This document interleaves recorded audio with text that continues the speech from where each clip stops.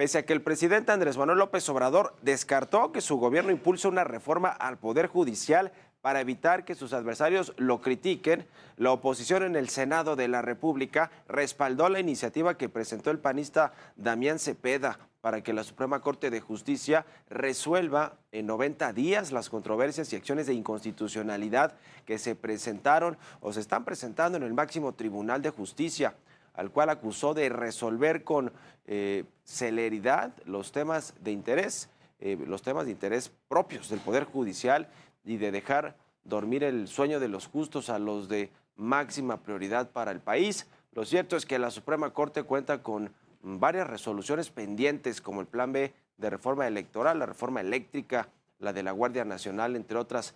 Le vamos a presentar los detalles y con esto comenzamos las noticias de la mañana.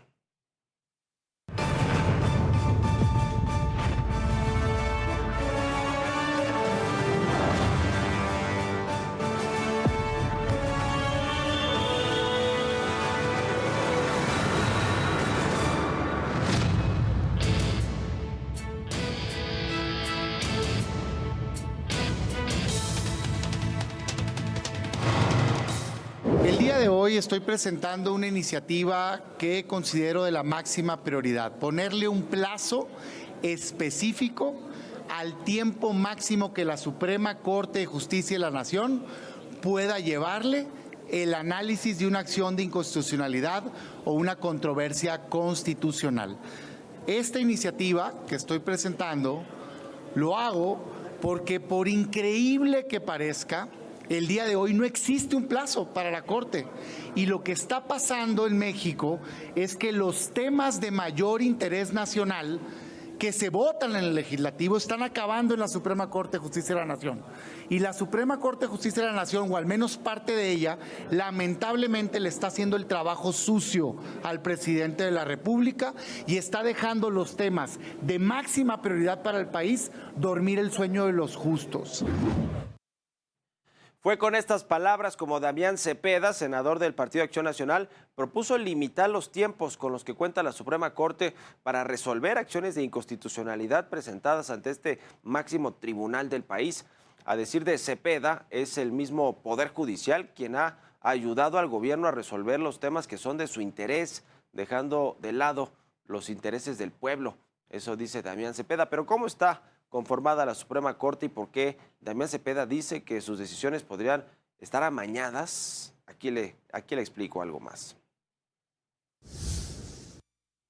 Durante el sexenio de Felipe Calderón llegaron al máximo tribunal 5 de los 11 miembros de la Corte, entre ellos Arturo Saldívar, Luis María Aguilar, Alberto Pérez Dayán, y en el periodo de Enrique Peña Nieto se enlistó a Norma Piña, la actual presidenta de la Corte, y a Javier Lainez, mientras que con el presidente actual, Andrés Manuel López Obrador, llegaron Juan Luis González Alcántara, Margarita Ríos Farjat, Loreta Ortiz y Yasmín Esquivel, la ministra pues ahora muy polémica. Por cierto, hablando de Alberto Pérez Dayán, es él quien ya tiene varios de estas acciones de inconstitucionalidad en su sala para dirimir y resolver este tema del plan B de reforma electoral. Ya veremos cómo les va. Los tres primeros ministros pertenecen a la primera sala del máximo tribunal, que se encarga de resolver la resolución de las acciones de inconstitucionales de si hay controversias, estas encabezadas por Alberto Pérez Dayán. Lo cierto es que hoy en día la Suprema Corte de Justicia de la Nación tiene varios pendientes, eso sí, varios pendientes por resolver, entre los que destacan este plan B de reforma electoral, la prisión preventiva oficiosa, y también la reforma eléctrica, todo lo que sucedió con la ley de la industria eléctrica, que lograron salvarla en el gobierno del presidente López Obrador con apenas 4 votos para no declararse inconstitucional, pero la ola de amparos contra esta reforma a la ley de la industria eléctrica se mantiene por parte de las empresas y de los afectados. A continuación, además, le presento un recuento de todos los asuntos pendientes que ciertamente están allí en la Suprema Corte de Justicia. Tras la llegada de Norma Piña como nueva presidenta de la Suprema Corte de Justicia de la Nación, se espera que las discusiones y resoluciones de diversos temas políticos, electorales y sociales del país puedan destrabarse tras varios años de espera. La encomienda es compleja, pero sé que contaré con ese anclaje común. El trayecto es viable. Arribaremos a buen puerto. Así, con lo que sabemos y somos, dando pasos firmes, caminando juntos, estoy convencida que sabremos aprovechar la oportunidad que representa todo reto en beneficio del Poder Judicial de la Federación, en beneficio de nuestro país, en beneficio de México. Entre los pendientes que tiene el máximo tribunal se encuentran los diversos amparos en contra de la reforma eléctrica y la Guardia Nacional, mismos que podrían declarar la inconstitucionalidad de dichas propuestas.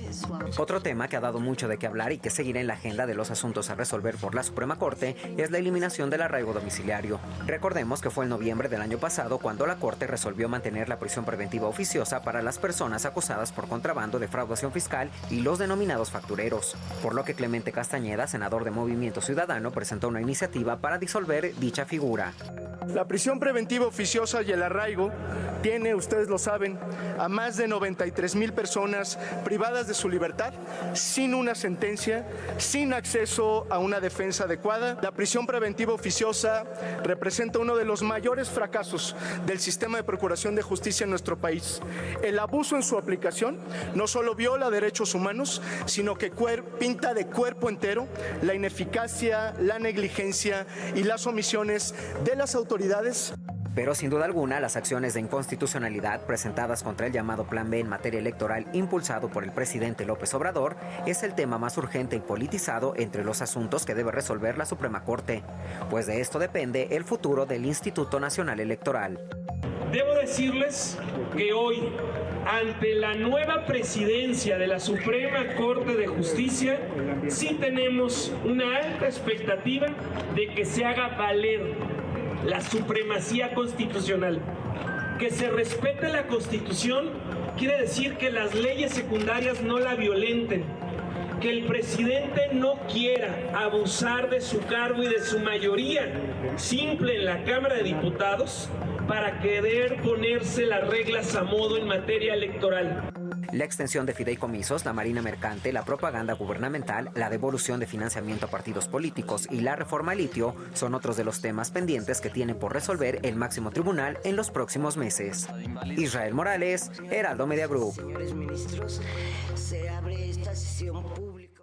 Y por cierto, la Suprema Corte de Justicia de la Nación reconoció que hasta el momento existen 5 acciones de inconstitucionalidad interpuestas por los partidos políticos de oposición en contra del Plan B de reforma electoral. Estas impugnaciones ya fueron turnadas al ministro Alberto Pérez Dayán, quien se encargará de analizarlas y resolverlas a la brevedad.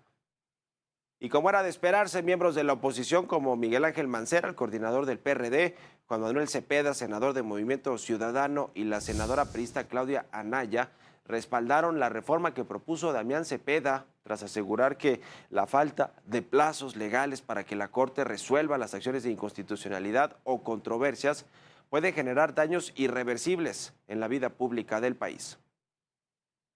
Sin embargo, no solo fue la oposición la que propuso reformar al Poder Judicial, también Ricardo Monreal, coordinador de Morena en el Senado, sugirió hacer ajustes, aquí nos lo comentó en una entrevista, hacer ajustes a la Corte, ya que, dice, este máximo tribunal necesita asumir su papel protagónico en la vida pública del país y comprometerse a mejorar la impartición de justicia. Lo que quiere hacer Monreal es dividir, empezar por dividir a la Corte del Consejo de la Judicatura, que hoy la presidenta o presidente de la Corte es además presidente de todo el Consejo de la Judicatura, donde están todos los jueces, donde está el presupuesto del Poder Judicial. Lo que propone Monreal es que esté separado la Corte del Consejo de la Judicatura. Ya después el presidente del observador dijo que su gobierno no iba a presentar iniciativas de reforma al Poder Judicial. Ya veremos si se presentan o no y si considera a Monreal como su gobierno, como sus aliados, en fin. Incluso en diversas ocasiones, además, el presidente del observador ha sugerido que se debe reformar al Poder Judicial, pero pues lo descartó, ya le decía hace unos días, descartó que su gobierno impulse una reforma. Esto fue lo que comentó.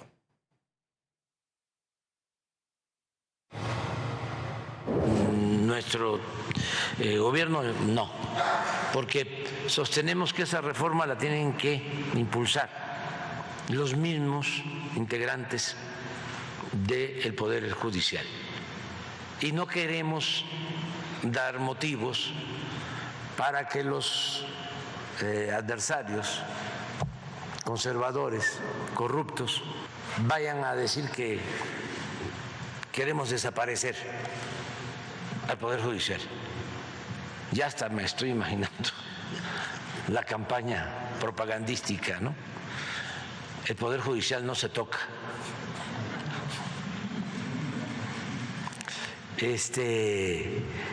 A lo mejor es una trampa, ¿eh?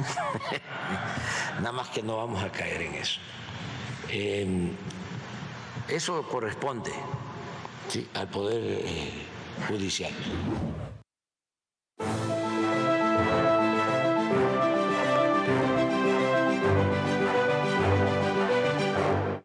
Pues otra vez el Poder Judicial y el presidente López Obrador. Además, acaba de haber una reunión pública donde estuvo invitada también Norma Piña, la presidenta de la Corte, y también Alberto Pérez Dayán, quien trae en su sala varias de estas impugnaciones en contra del Plan B de reforma electoral. Y por cierto, pues lo sentaron en la segunda fila y a Norma Piña le hicieron hasta una esquina de lado. Es decir, siguen en las malas formas y la mala relación, aunque digan que no, entre el presidente López Obrador, el titular del Ejecutivo, y el Poder Judicial en la Corte, más de forma puntual con Norma Piña y también con Alberto Pérez Dayán, que le decía, llegó con Enrique Peña Nieto, pero además trae en su sala estas impugnaciones contra el Plan B de reforma electoral. Es decir, que no se augura un buen cierre de año, por lo menos en una buena relación de trabajo, de coordinación de dos de los poderes de la Unión. Yo diría que de los tres, porque tampoco el Poder Legislativo pues se llevan muy bien. Hay toda suerte y todo tipo de exabruptos en el Congreso Federal, en la Cámara de Diputados, en la Cámara de Senadores.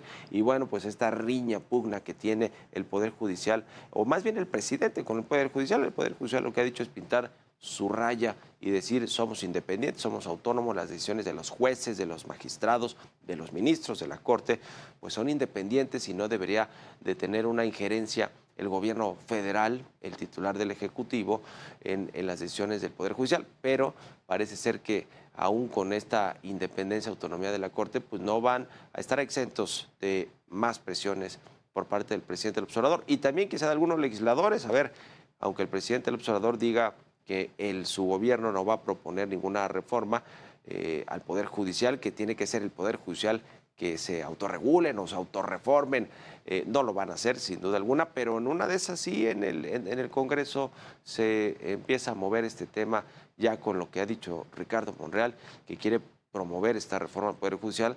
Pues a ver cómo le va al propio Ricardo Monreal también con todo el Poder Judicial que se lo podría echar encima.